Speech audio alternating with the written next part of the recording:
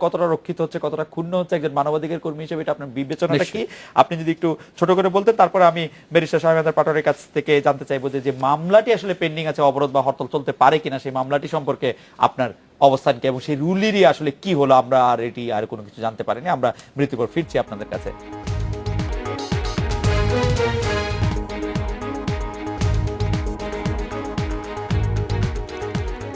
ফিরলাম আজকের বাংলাদেশে। ডক্টর মোহাম্মদ শাহজাহান, এই হরতাল যে সাংবিধানিক অধিকার, এতে জনগণের সাংবিধানিক অধিকার কতটা রক্ষিত হচ্ছে সেই প্রসঙ্গে যদি একটু।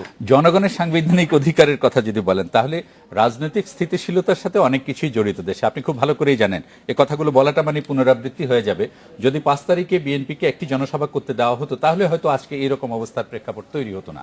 এই কথাটা অনেকবার আপনি আলোচনা করেছেন, অন্য ডক্টর অনেকেই আলোচনা করেছে। কিন্তু প্রশ্ন থেকে যাচ্ছে যে আপনি তাদেরকে জনসভা করতে দিবেন না, রাস্তায় বেরোতে দিবেন না, গণতান্ত্রিক প্রক্রিয়ায় কর্মসূচি পালন করতে দিবেন না, তাহলে তাদের তো একটা তো আপনি এক্সিট বা একটা তো তাদেরকে স্পেস দিতে হবে।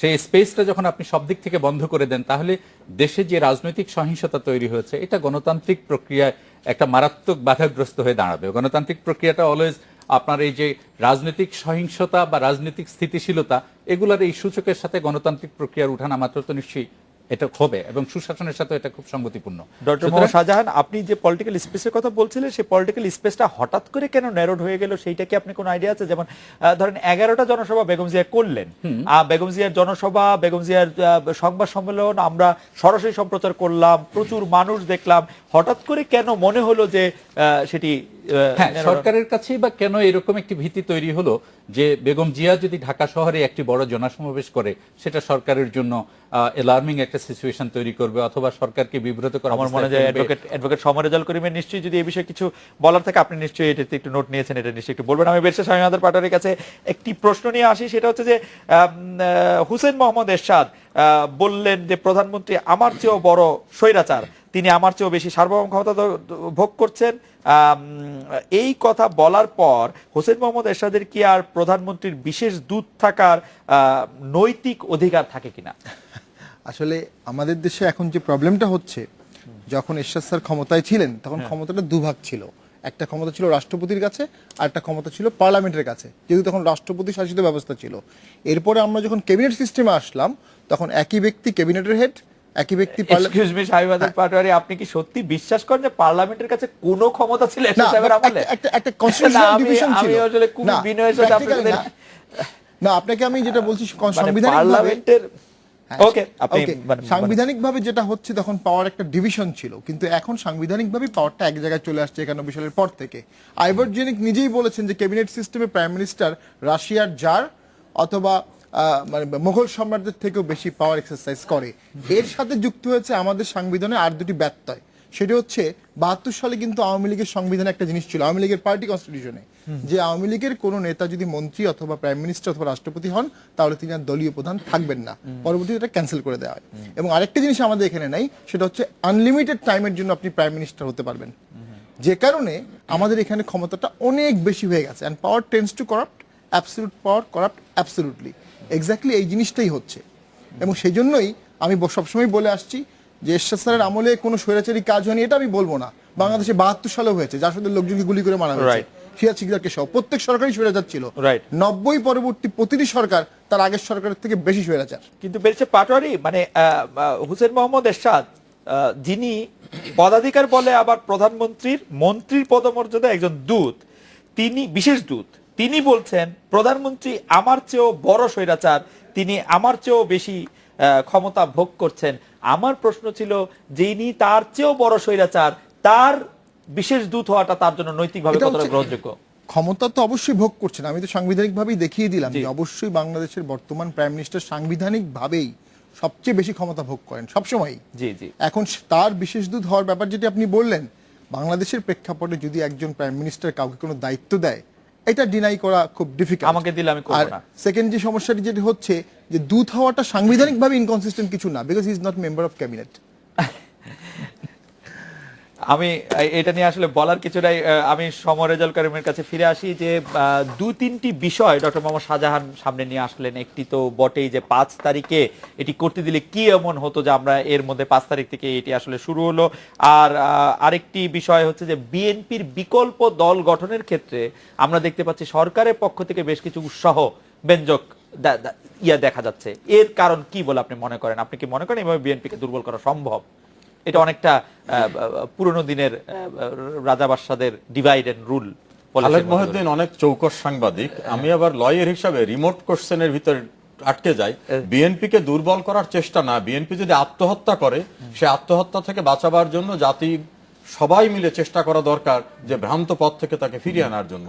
এটা এই কারণে বললাম যে বিএনপির একটা দিনের একটি জনসভা করতে না দেওয়ার সিদ্ধান্ত যদি সরকারের ভুল হয়ে থাকে, আমি ধরে নিলাম যে সরকার একটা সিদ্ধান্ত ভুলই করেছে, তাহলে একটা সিদ্ধান্তের ভুলের খেসারত দিতে হবে এভাবে নিষ্ঠুর, নৃশংস, বর্বরচিত ভাবে নিরীহ মানুষ যারা গাড়িতে ঘুমিয়ে আছে তাদের পুড়িয়ে মারা? এক, স্পেস তো নাই, আর কিছু করার জায়গা না, আমি বলছি এক। নাম্বার টু, যে আপনি রাজনীতি করবেন দেশের জন্য, মানুষের জন্য, তাহলে কৃষক হলো এদেশের প্রধান একটা সম্প্রদায়। সেই কৃষককে আপনি তার উপার্জিত তার শস্য অন্য কোনো কিছু বাজারজাতকরণ করার থেকে শুরু করে কিছুই করতে দেবেন না।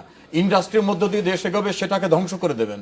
আর যারা জাতিকে নেতৃত্ব দেবে, ভবিষ্যৎ প্রজন্ম, তাদের লেখাপড়া করতে দেবেন না। কি ল্যাঙ্গুয়েজ ইউজ করা হয়েছে, কিসের পরীক্ষা টরীক্ষা, এটা একটা রাজনৈতিক দলের দায়িত্বশীল নেতার কাছ থেকে শুনবো। এ দলকে রাজনৈতিক দল হিসাবে আমাদের বিবেচনা করতে হবে। থার্ড হচ্ছে যে জিনিসটা, অবরোধটাকে কোন কনস্টিটিউশন অথরিটি দিয়েছে যে right of constitutional political exercising part? অবরোধ মানেই হলো আমি চলতে দেব না, করতে দেব না। আপনার অথরিটি থাকতে পারে, সর্বোচ্চ বলতে পারেন হরতাল আহ্বান 96 করবেন। আপনারা করেননি সেই সময় যে অবরোধ? আমি একটা কথা বলছি, আমাকে শেষ করতে দেন।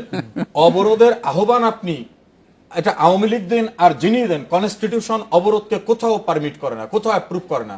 আপনি আহ্বান জানাতে পারেন, কিন্তু আমি আটকে রাখবো এই অথরিটি আপনাকে দেওয়া হয়নি। বরং আপনার রেসপন্সিবিলিটি নাগরিকের কনস্টিটিউশনাল রাইট সে যেটা এক্সারসাইজ করতে চাবে সেটাকে ইনশিওর করা, সেটা হবে আপনার রাজনীতি। সেটা না করে যেটা করা হয়, কোনোভাবেই জনসভা করতে আটকে দেওয়ার বিকল্প পেট্রোল দিয়ে মানুষ ধ্বংস করে দেশকে পিছনের দিকে নিয়ে যাওয়া না। থার্ড, একটা শাহজাহান ভাই একটা কথা বলছেন, শাহজাহান ভাই মানবাধিকার কর্মী, তো তার পিছু পিছু থেকে কিছু কিছু বিষয় অবজার্ভ করার সুযোগ আমারও হয়। বলছেন যে পেট্রোল ভিকটিমদের আমরা ক্ষতিপূরণ দেওয়ার জন্য শান্তির সপক্ষে সেখানে করেছি। পেট্রোল যারা মারলো, সেই নিষ্ঠুর বর্বরচিত ঘটনার সঙ্গে যারা জড়িত প্রত্যক্ষ পরোক্ষভাবে, তাদের ব্যাপারে সর্বোচ্চ শাস্তি বিধানের জন্য তাদের কণ্ঠস্বরটা সোচ্চার না হয়ে আরেকটা সময়, সেটা তো হয়েছে, সেটা হয়েছে বলে তো আপনি বলছেন যে আমরা দাবি জানিয়েছি প্রধানমন্ত্রীকে যে এই অ্যামাউন্টের ক্ষতিপূরণ দিতে হবে। এখন আমাকে কথা বলতে হলে তো তাহলে সেই সবটা টেনেই বলতে হবে, আমি তো সবটা টেনে বলিনি। আমি বলছি আপনি যে পার্টটুকু বলছেন, আপনি বলছেন যে প্রেস ক্লাবের সামনে অপহরণের শিকার যারা, তাদের পরিবারের আর্তনাদ, সেই আর্তনাদের চেয়ে কি ভয়াবহ আর্তনাদ আপনি পেট্রোল দুটি আত্মরোধী রাজল ভাই, দুটি আত্মরোধী আমাদের আসলে মনোযোগ দিতে হবে। আমি কিন্তু সমান আর্তনাদ না, সমান অবশ্যই আর্তনাদ। একজন হলো মানুষ খুন করতে আসছে, আরেকজন হচ্ছে যিনি আক্রমণ করেছেন তিনি আক্রান্ত হয়েছেন, সেটা আরেকজন যার শিকার হয়েছে। না রেজা ভাই, আপনি যদি একটু এই জায়গার প্রতি আলোকপাত করতেন যে আওয়ামী লীগের ম্যানিফেস্টো বা আওয়ামী লীগের রাজনৈতিক ইশতেহার, আমরা যদি মুক্তিযুদ্ধের যে কারণে আমরা বাংলাদেশের সংবিধানের মধ্যে আসলে গণতন্ত্রের কথাটা লিখলাম, সেই গণতন্ত্র এখন অনেকখানি ব্যাহত হচ্ছে কিনা? গণতন্ত্র বলতে যদি আমি ফ্রি স্পিচ বুঝি, সকল ধরনের মতের প্রকাশ বুঝি, ভালো একটা নির্বাচন বুঝি, সেই ক্ষেত্রে গণতন্ত্র একটু কিছু কিছু ব্যাহত হচ্ছে। তবে আপনি অ্যাজ এ হোল যদি দেখেন, তাহলে পার্টটা দেখবেন। আপনার এই টেলিভিশন টক শোতে এসে কখনো কি আমাদের সেন্সর করা হয় যে এতটুকু বলবেন, এতটুকু বলবেন না?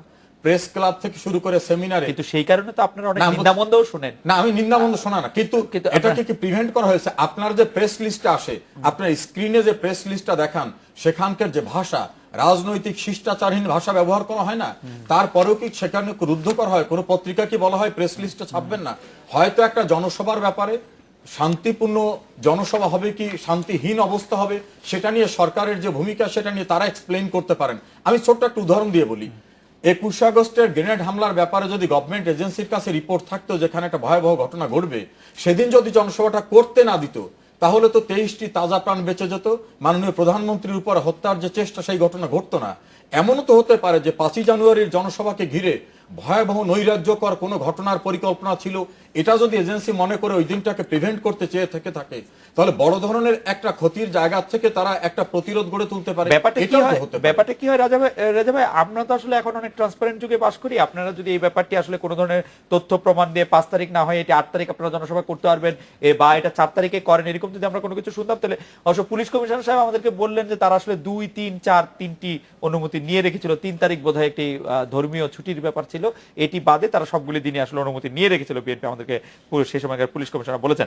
আমরা একটা বিরতি নিচ্ছি অ্যাডভোকেট ডক্টর মোহাম্মদ শাহজাহান। আমরা ফিরে এসে আপনার কাছে জানতে চাইবো যে আমরা দেখলাম 16টি দেশের প্রতিনিধি, এদের মধ্যে রাষ্ট্রদূত ছিলেন, চার্জ অ্যাফেয়ার্স ছিলেন, ফার্স্ট সেক্রেটারি ছিলেন, তারা বেগম খালেদা জিয়ার সঙ্গে দেখা করেছেন। আপনার কি মনে হয় যে তারা বেগম খালেদা জিয়ার সাথে দেখা করার পর এই বার্তাটাকে বিএনপি কিভাবে ব্যবহার করছে বা সরকারি বা কিভাবে ব্যবহার করছে, এই বিষয়ে আপনি কোনো কিছু আলোকপাত করবেন কিনা? আমরা বিরতি নিয়ে ফিরে আর বেশি সহায়তার পাঠালে ওই প্রশ্নটি জবাব আমরা আসলে পাইনি, যে হরতাল এবং অবরোধ সম্পর্কে যে রুলটি পেন্ডিং আছে সেটি নিয়ে আপনি যদি পরে আবার একটু বলেন। আমরা একটা বিরতি নিয়ে ফিরছি আপনার কাছে।